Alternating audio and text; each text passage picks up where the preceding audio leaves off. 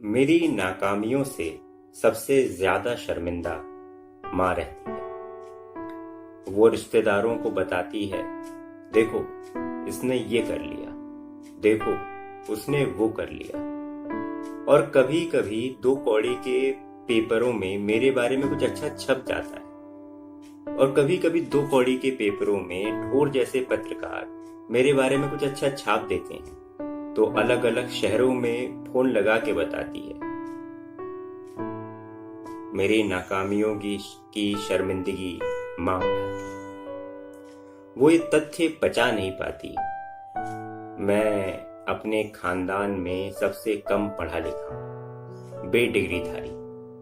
वो इसे छपाने के लिए तरह तरह के हथकंडे अपनाती है। और जब मैं रिश्तेदारों को खुलेआम बोल देता हूँ, एक समय बहुत शराब पीता था मैं, माँ कहती है ये कुछ भी कहता है, मजाक करता है। मेरी नाकामियों से उसका सर मेरे कारण नीचा रहता है, और वो उसे उठाने के लिए तरह तरह के हथकंडे अपनाती है। और उन सचों से वो बहुत सारे सच छुपा के रखती है, और उन सचों से उसकी आत्मा में घाव होते रहते हैं, जिनके लिए जिम्मेदार मैं हूं। मेरे दोस्त गंजेड़ी है, माँ ये बात बाहर नहीं आने देना चाहती। वो मुझे टीवी सीरियल की तरह नैतिक बताती है, और लोगों को दिखाने के लिए मुझसे पूजा करवाती है।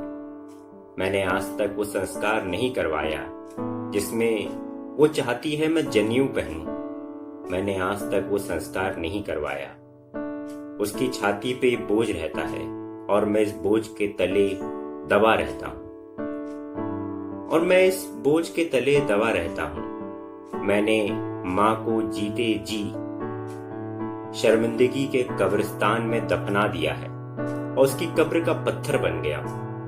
माँ अपने कब्र के पत्थर को सीने से लगाए हुए है, और अपनी शर्मिंदगी मुझसे छुपाए हुए। मेरी नाकामयाबियों से सबसे ज्यादा शर्मिंदा माँ रहती है। दोस्तों, ये दूसरी कविता कि दादी के मरने पर किसी ने आंसू न बहाए थे। दादी, जिस दादी ने बचपन से जवान होने तक सिर्फ लाड़ किया, बचपन में हर रात को तेल से मालिश की और रात को एक कहानी सुनाई। मेरी जिंदगी में कहानियां दादी से आई। बचपन में जिसके घर से गांव जाने पर मैं तोड़ फोड़ मचा देता था, उस दादी के मरने पर किसी ने आंसू न बहाए। दादी ने क्या लिया? कुछ भी नहीं। दादी ने क्या चाहा? कुछ भी नहीं। दादी के पास क्या था? कुछ साड़ी सफेद रंग की, जिसकी सफेदी नील से आई थी। नीले रंग की सफेदी पूरे आसमान सी, जिसके नीचे पूरी दुनिया थी। कुछ ब्लाउज सफेद रंग के, जिसके अंदर एक जेब होती थी, जिसमें होते थे 10-10 के नोट, जो मेरे लिए खजाना थे। कुछ पेटीकोट सफेद रंग के, जो एक चाबी टांगने का कमर में बना हुआ स्टैंड था। सोने के कुछ गहने बहुत पुराने, एक चश्मा मोटे फ्रेम वाला, और कुछ भगवान। दादी का ना इलाज का खर्चा था। दादी को डॉक्टर की भी कभी जरूरत न पड़ी। दादी के अंत तक दांत हिले तक नहीं। दादी ने आखिरी महीने तक घर के काम किए। जिस दादी ने अपने जवान बेटे तक को खो दिया, उस दादी के मरने पर किसी ने आंसू न बहाए। दादी ने मरने से एक दिन पहले पान खाना चाहा। मरी भी दादी चुपचाप रात को। दादी ने किसी को मरते हुए भी नहीं बताया कि वो मर रही है। न पुकारा, न दर्द में तिलमिलाई। बस सुबह जब कमरे में गए तो दादी नहीं थी।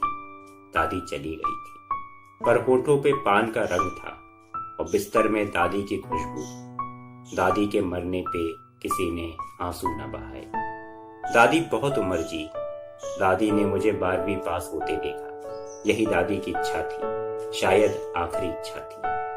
और ये लिखते हुए आज दादी के मरने के 14 साल बाद मेरी आंखों में आंसू आ गए।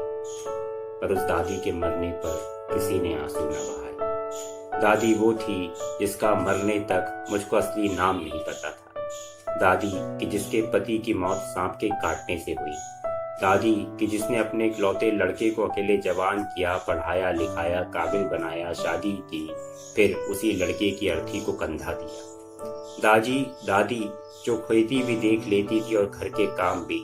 दादी जो अखबार पढ़ती थी एक एक शब्द मिला के। दादी कि जिसको मोहल्ले के सबके नाम याद थे। दादी कि जिसको बहुत सारे भजन याद थे। छोटी छोटी गईये, छोटे छोटे ग्वाल, छोटो सो मेरो मदन गोपाल, उनमें से एक था। दादी कि जिसको हर शाम 7 बजे बुखार आता था, सर पर पट्टी बांधती थी, झंडू बाम लगाती थी और फिर सुबह 3:30 बजे 1 फीट की छोटी सी झाड़ू से पूरे घर में खट खट करते हुए झाड़ू लगाती थी। दादी कि जिसको सुबह जब मैं उठता था भगवान की पूजा करते हुए देखता था। उससे पहले दादी हर भगवान को नहलाती धुलाती थी, पोंछती थी, चंदन लगाती थी और मैं सोचता था दुनिया के हर भगवान पे चंदन सुबह सुबह मेरी दादी लगाती है। जिस दादी ने दुनिया के हर भगवान के सर पर सुबह सुबह चंदन लगाया, उस दादी के मरने पर किसी ने आंसू न बहाए थे। दादी एक उम्मीद थी गुस्से में पापा से बचाने वाली। दादी एक उम्मीद थी स्कूल की छुट्टी दिलाने वाली। दादी एक खुशबू थी बिना परफ्यूम की। दादी एक पूजा की सुबह सुबह बजती घंटी थी, अगरबत्ती की महक और प्रसाद थी चिरौंजे के दाने वाली। दादी एक भजन थी खाली उदास दोपहरों में। दादी गुस्से में रोने के लिए मौजूद गोदी थी। दादी नजर उतारने वाली घर में मौजूद संत थी। दादी साड़ी में गांठ लगाती थी। कोई चीज खो जाने पर और वो चीज मिल जाए तो गांठ खोल देती थी। दादी किसी भी खोई चीज को दिलवा देने वाली तरासा थी। दादी के मरने के बाद मेरी जिंदगी से लड़कियां गई।